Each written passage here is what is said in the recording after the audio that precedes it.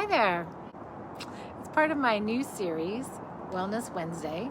Today I want to delve into the transformative concept of radical acceptance and how it can be a powerful tool for alleviating suffering in our lives. If we haven't met, I'm Sandy Sheldon. By trade, I'm a realtor and attorney, but my passion is self-exploration, and I've recently begun sharing some of what I've learned. I hope you take something from it. So, radical acceptance. What does that mean? Basically, if you've heard people say, it is what it is, that's the idea in a nutshell. As long as you internalize that and you truly believe it.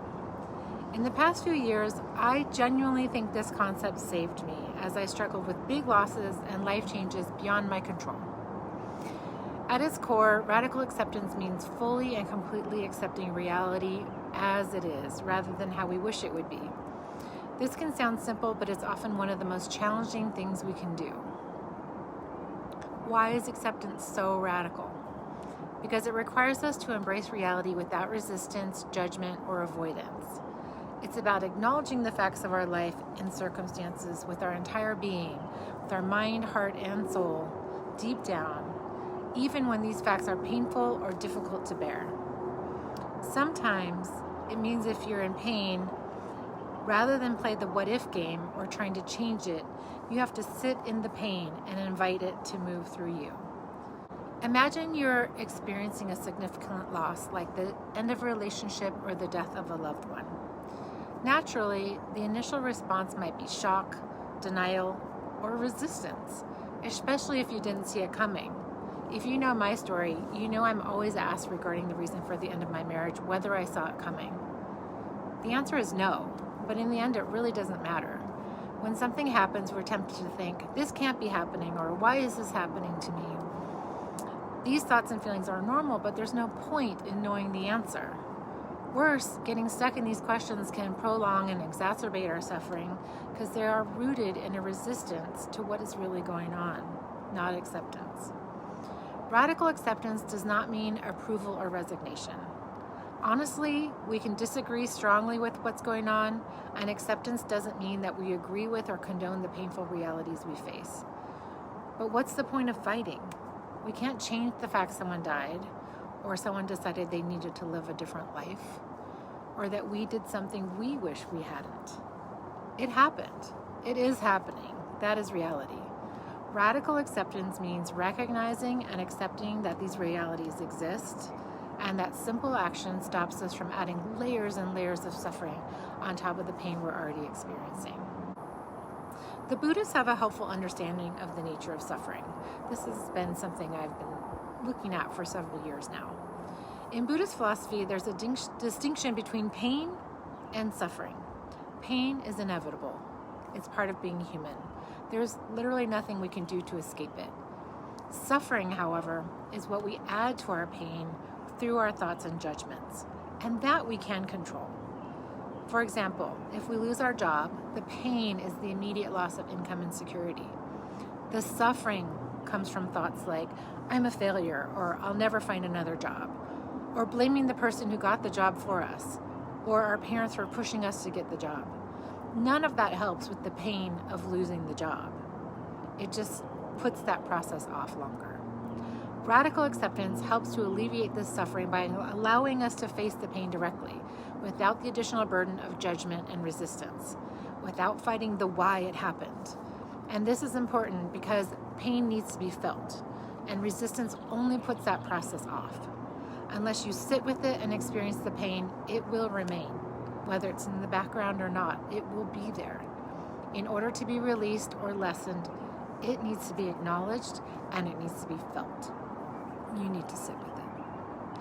One practical way to practice radical acceptance is through mindfulness. Mindfulness teaches us to observe our thoughts and feelings without judgment.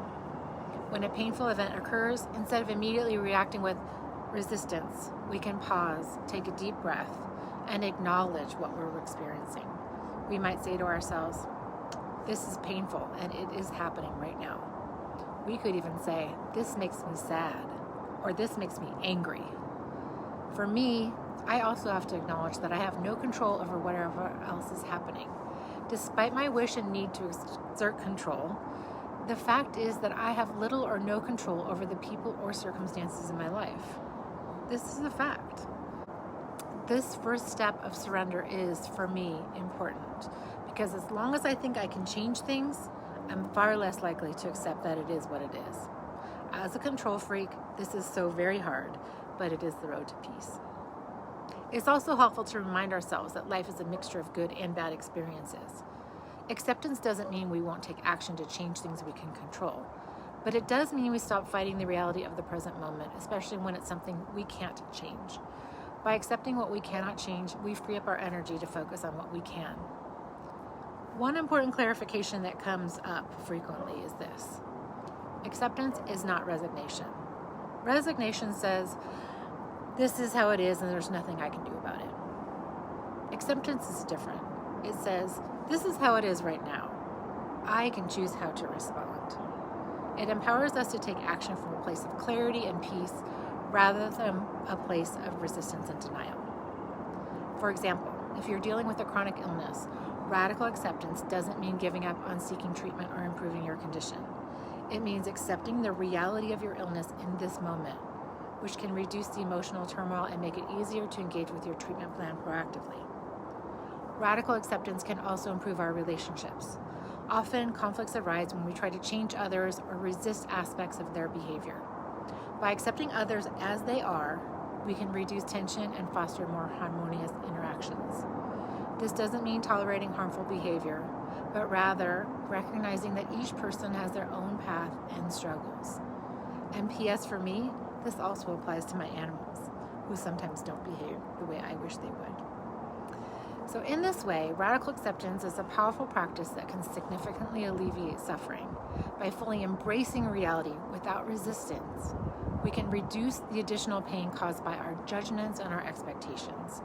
It allows us to live more peacefully and mindfully, even amidst life's inevitable challenges. If you like this topic, I encourage you to read more work by the experts. According to my research, radical acceptance is a cornerstone of the dialectical behavior therapy school of psychology, developed by psychologist Marsha Linehan. But I was introduced to it through the teachings of a Buddhist master I follow and admire named Tara Brach. She wrote an excellent book on the topic, and reading it years ago really had a big impact on my perspective. I encourage you to look into reading some of their work. Thank you for listening today. I hope you find radical acceptance to be a valuable tool in your journey towards a more peaceful and fulfilling life. I'm always around to discuss things if you're ever inclined, and I'm also happy for a gentle nudge if you see me ignoring my own advice. Be well.